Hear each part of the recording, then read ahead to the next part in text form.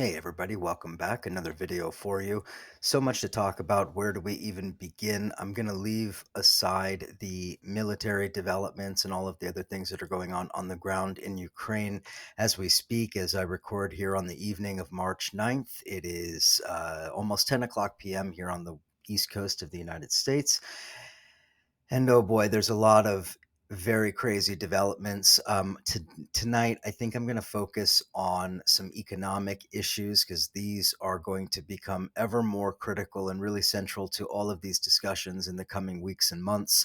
The other day, I did a video on, I guess you could say, the wide-ranging and potentially disastrous effects on the Russian economy of the sanctions and on what might happen in Russia given the collapse in currency, given the collapse in investment, stock prices, etc. And so I figured that today would be a good opportunity to point out that given all of that, and even though all of that is true, and Russia will absolutely bear the brunt of a tremendous amount of economic hardship and devastation over this, I guess, what amounts to now a global economic war, Russia also has extremely potent weapons, economic weapons of its own. And I think we should be mindful of how this will impact pretty much everything. I mean, it will touch all of our lives. And I don't just mean in terms of gas prices at the pump, although that is an obvious one. So let's talk about what you might call Russia's economic weapons. And, of course, they have a nuclear stockpile, but they have some pretty nuclear economic options. Let's talk about their exports. The Russian Federation is number one in the world in natural gas. This is, of course, no surprise to anybody. It is also number one in the world in nickel, a really critically important element for a lot of production, industrial production around the world. It is also number one for wheat in the world, and I'm going to talk about that extensively a little bit later. It is number two for oil, number two for steel, number three in coal, number three in aluminum. I mean, we could go on and on and on down the list, but I guess the point I'm trying to make here is that Russia is a global leader in some of the most critical, raw materials resources in the world. And despite, our, desire to move away from fossil fuels and all of the rest of that, I mean, coal and gas and oil, these are critically important to the global economy, especially given the nature of the sort of, I guess you could say, volatile global situation. So, will have wide-ranging impacts. Now, of course, this impacts supply, but it also impacts, commodities trading, futures, the volatility on the various markets around the world. This, of course, impacts a lot of different things. So, let's talk a little bit further because I am going to go back to this issue of wheat when I talk about some of the agricultural issues. This is going to affect a lot of different aspects of production. You now have sanctions on Aeroflot, which is the Russian state airline, as well as a number of other key Russian industries associated with aviation and aerospace. This has now led directly to Russia closing off its airspace. All right, now think about exactly what that means. Every one of those flights that would normally naturally fly through Russian airspace is now having to be rerouted. That, of course, greatly increases the costs, fuel and so forth. It also raises the, sort of the, I guess you could say, the instability of the global aviation system. This is having significant impact on especially European airline stocks. I believe Finnair and several others had been down, significant amount in their stock prices. This is just one small sort of blowback element of some of the economic war that the Europeans and the United States have been waging on Russia in response to Russia's criminal aggression against Ukraine. Um, the hit to airline stocks, the increase in fuel, the increase in costs, as well as the suspension of chemical exports. This is a critical one. The Russians, I know this is probably a surprise to a lot of people. It was certainly a surprise to me in terms of their global position With regard to menthol derivatives, raw materials like pentaerythritol and urotropine, which the Russians provide 40% and 50% of the total supply of, respectively. These are absolutely critical for the development of various polymers. The European Union has a very large polymer industry, polymer production industry. Now, I mean, when I say polymers, what am I talking about? We're talking about PVCs, plastics, lubricants, high grade paints. We're talking about flame retardant material, coatings, adhesives, glues, various kinds of high grade oils for, machine parts and all kinds of other things, corrosion inhibitors, resins. I mean, I'm not an expert on industrial production and things like that, but there are innumerable products that are really critical to,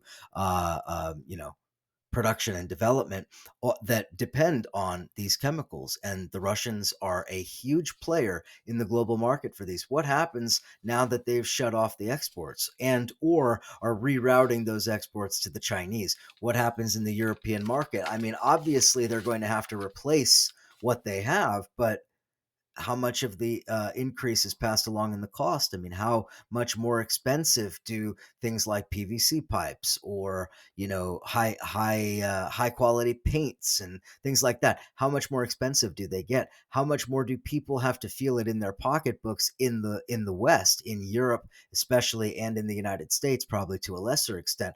This is one of the things that Putin is counting on. Again, I think that people make a mistake if they think that Putin doesn't have options. Yes, I believe he blundered into Ukraine. Yes, I believe he's limited himself because of the nature of these aggressive actions that he's taken. I think that he didn't expect the kind of unified sort of response that he got from Europe and the United States. But given all of that and given the situation, it's not as if he doesn't have options. And one of them is to flex these muscles on the global market. So it goes a lot further than that, of course. We have to talk about agriculture.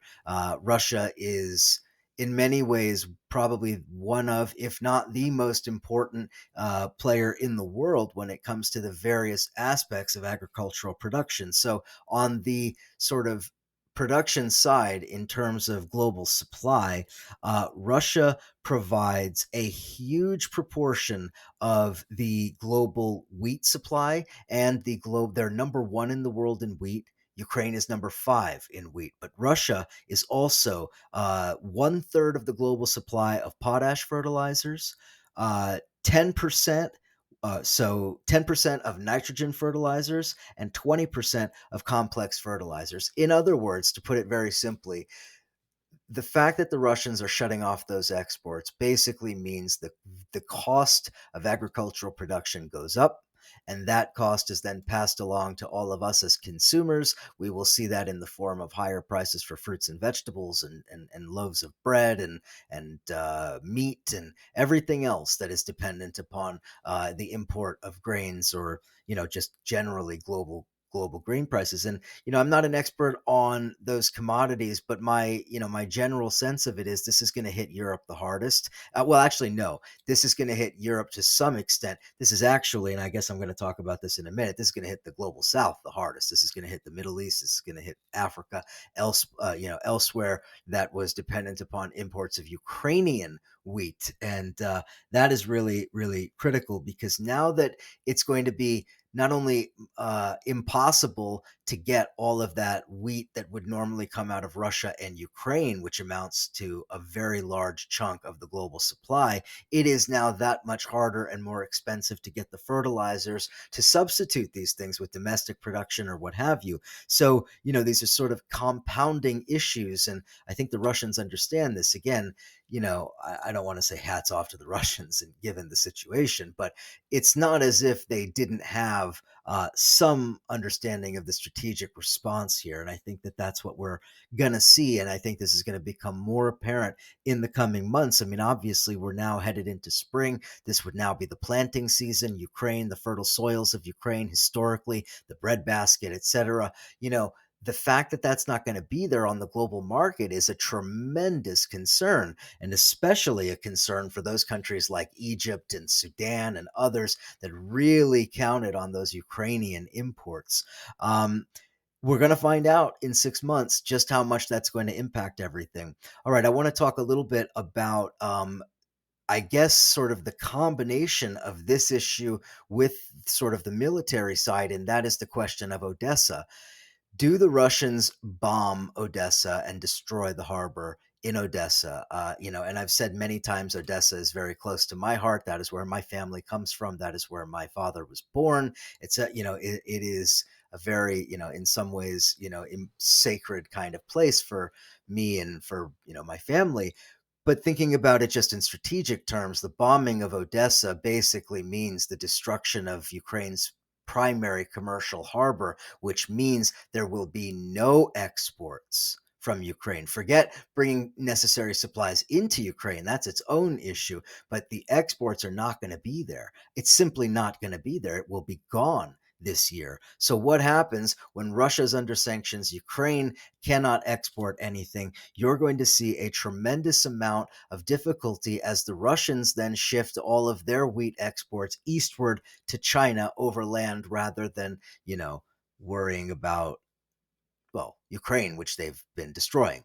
So, and what's interesting too, I just want to point out India very smartly cut a deal to buy fertilizers in rubles and rupees rather than waiting around to find out exactly what was going to happen. I mean, India does have a tremendous amount of their own sort of domestic agricultural production. A huge proportion of the population very much still lives in a sort of subsistence farming kind of system. But it is very eminently reasonable for India to have done that. Similarly, Egypt has apparently now been shopping around quickly to try to replace all of those Ukrainian wheat imports. Of course, I don't have to explain to you guys, I'm sure, what happens when a population starts to see food price hikes of 10, 20, 30, 40, 50, 100%. I mean, these are the things that bring down governments. These are the things that cause instability regionally and globally. Countries that could potentially teeter on the brink of collapse, or at the very least, the governments could collapse, if not the entire societies. Places like Sudan that already has this conflict with a military junta backed by Russia, by the way, a military junta that opposes a sort of pro democracy movement. How is that conflict going to be shaped by the hike in these import prices and these commodities because of the conflict? So anyway, I'm not going to be able to touch on all of the sort of global ramifications of this agricultural exporting issue. Suffice to say that Russia can respond in ways that are non military simply by withholding all of this wheat. I mean, this will cause major problems, and they can use that to leverage in all kinds of sort of bilateral relations, as it were. Russians. And it's interesting too when you think about the Saudis and the UAE and some of these other countries, because they have been very careful not to distance themselves too much from Russia. So it will be interesting to see how that plays out. All right. The one other critical area where the Russian sort of raw materials and such plays a key role globally is in semiconductors and microchips. Now, I know we think about, Intel and AMD and some of the other manufacturers in Taiwan and elsewhere, right? But you have to remember that there are raw materials that go into putting those things together, the inputs that create those finished products like microchips and semiconductors. The raw materials, 80% of sapphire substrates come from Russia globally. 80% of sapphire substrates. Of course, I had to look all of this up after reading it in a very excellent thread. I should quote the person's thread, Maxim Suchkov, who I believe is some kind of an advisor to the Russian government. So I suppose we could take it all with a grain of salt, but I did check on these numbers and it does seem to be accurate. Now, 80% of sapphire substrates, critical for optical equipment, microelectronics, the development of silicon based materials. This is something that Intel, AMD, the other microchip, microprocessor sort of manufacturers are going to need. Where are they going to get it? Where are they going to get it if the Russians aren't on the market selling this? Nearly 100% of the rare earths that are used for specialized chip etching and other advanced technology comes from Russia.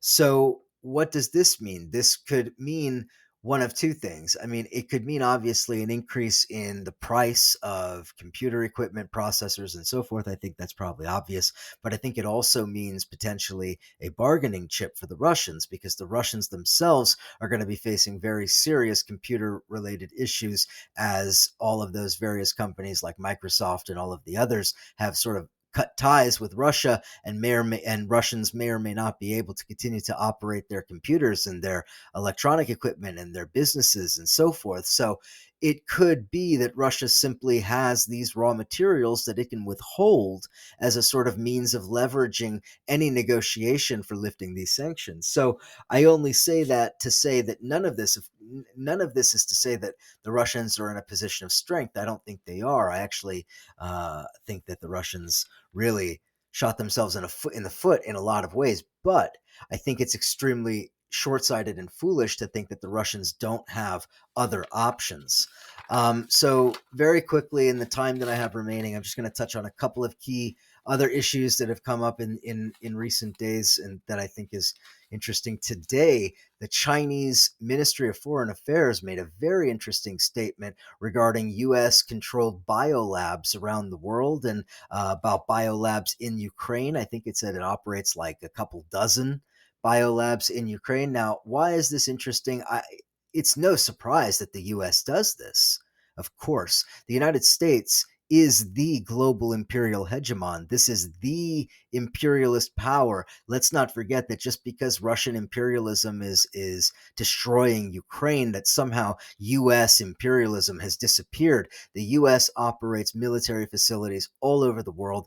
Biolabs and so forth are all, of course, part of that. Bioweapons are part of all of the arsenal of this vicious imperial war machine. So this doesn't come as a surprise. What does, I think, make this interesting is some of the claims that the Russian side has made in recent days about, oh, finding evidence of this weapons program and that weapons program. Whose weapons programs exactly? Was the United States operating biolabs for the purposes of developing, chemical, biological weapons programs in Ukraine? I mean, it does seem that the Chinese are strongly implying it. The Chinese are not typically known as grandstanding when it comes to, global diplomacy. For the Chinese Ministry of Foreign Affairs to do this, I think this is a clear signal that they're willing to make a far more strenuous public statement now that Putin has done what he's done and that China has come out strongly behind Russia. So this is very interesting. Now, I'm reminded, and I think this is sort of a key point here, that this is no conspiracy. This is well known and well documented and understood public information. The Russians, excuse me, not the Russians, the United States was operating a massive chemical and biological weapons facility in Georgia, in the former Soviet Republic of Georgia, that, right on Russia's border, the country that Russia fought a war with, Georgia, the NATO aspirant, all of that. I mean, the United States has this massive facility there. McCain and other neocon ghouls had visited that place several times. It's, a well-known part of the US NATO sort of military posture out in Eastern Europe is these biolabs. And now that this is becoming an issue, the question is, what's Victoria Nuland doing, giving her statements to the U.S. Congress about, oh, well, Ukraine has these biolabs. Oh, really? They're just Ukrainian biolabs. They're not U.S., huh? Very interesting. Now, what does this actually mean? Does this bolster Putin's argument for war? Of course it doesn't. Putin understands how imperialism operates. Putin understands that this is sort of a part of the broader military footprint that NATO has all throughout Eastern Europe.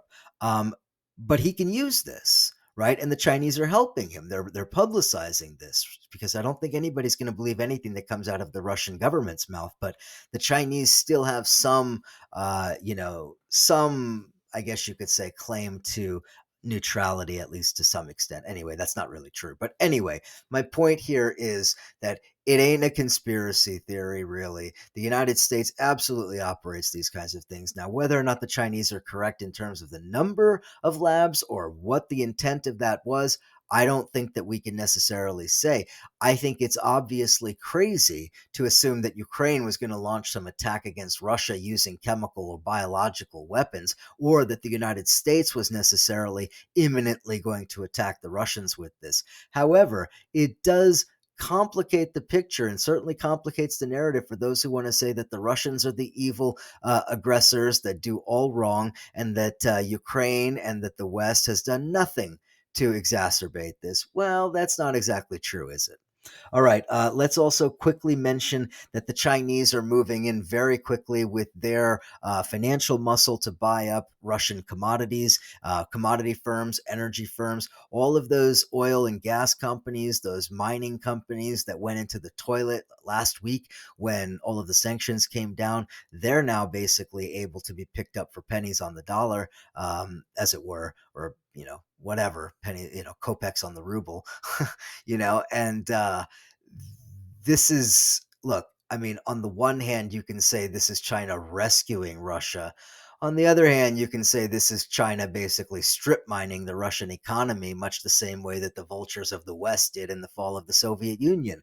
So I don't know what to make of what the Chinese are doing, other than to say that the Chinese don't do anything altruistically, and they are definitely buying up these assets. Now, are the Russians going to accept their role as an economic vassal state of the Chinese? I doubt it, but it definitely looks that way. I mean, it definitely looks like the Chinese are basically going to own significant portions of the Russian economy. So, anyways, that's something to keep an eye on, because a lot of people were talking about small businesses and so forth, but these big, big, big corporations, they're going to become majority owned by Chinese, or minority owned by Chinese, probably. But in any event, something to keep an eye on. All right, I am way over the time now.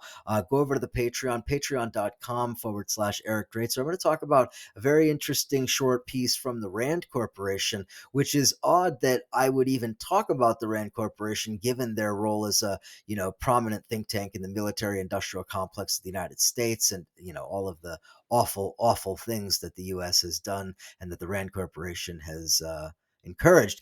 But I did come across a very interesting piece that made a lot of very important points about caution and about why the United States needs to be very careful about escalating the situation. And I thought it was much more sensible than most liberals I hear calling for no-fly zones and making paper airplanes at the Guggenheim and other absolutely inane bullshit. Anyway, let's not escalate this war, folks. Let's please do find a way to find some peace here. All right, we're going to leave it there. Talk to you guys later next time.